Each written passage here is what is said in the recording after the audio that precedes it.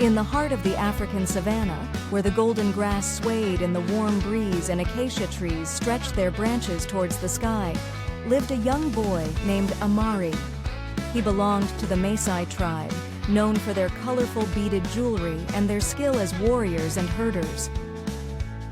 Amari was 10 years old, with skin the color of rich earth and eyes that sparkled with curiosity. He lived with his family in a small village made up of circular huts called manyatas, built from mud, sticks, and grass. Every morning, Amari would wake up to the sounds of roosters crowing and the lowing of cattle. On this particular day, Amari jumped out of his sleeping mat, excited for the adventures that lay ahead.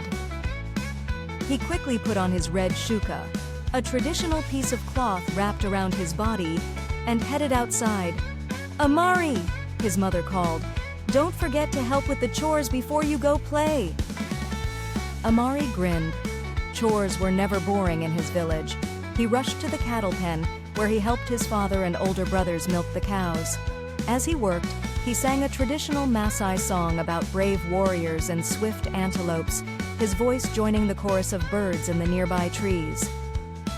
After the milking was done, Amari grabbed a wooden stick and headed out to the fields with the other children to help herd the goats.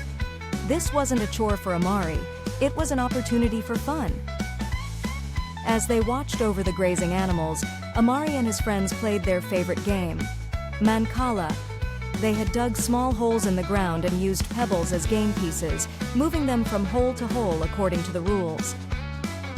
The game required strategy and quick thinking, and Amari was getting better every day. "Ha! I win again!" Amari exclaimed as he captured the last of his friend Jabari's pebbles.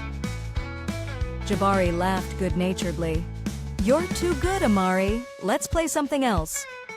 The children then switched to a game of chores, a version of tag where the person who was it had to hop on one leg to catch the others. Soon, the savannah was filled with the sound of laughter as the children darted between the acacia trees, trying to avoid being tagged. As the sun climbed higher in the sky, signaling midday, the children guided the goats back to the village. It was time for lunch, and Amari's stomach growled at the thought of his mother's delicious ugali, a filling dish made from maize flour, served with fresh milk and vegetables. After lunch, Amari joined a group of boys for their daily lesson with the village elders. Unlike schools in the cities, their classroom was the shade of a large baobab tree. The elders taught them about their tribe's history, the medicinal properties of various plants, and how to read the signs of nature to predict weather and find water. "Remember, children," said Elder Bakari, his face etched with the wisdom of years. "Our way of life depends on understanding and respecting nature. We are all part of the great circle of life." Amari listened intently, soaking up the knowledge like a sponge. He loved these lessons, filled with exciting stories of hunts and ancient traditions. As the afternoon wore on, Amari and his friends decided to cool off with a swim in the nearby river. They raced each other to the water's edge, their feet kicking up little puffs of dust. The river was a source of life for the village, providing water for drinking, cooking, and bathing. Splashing and laughing in the cool water, the children played a game where they tried to catch small silvery fish with their bare hands.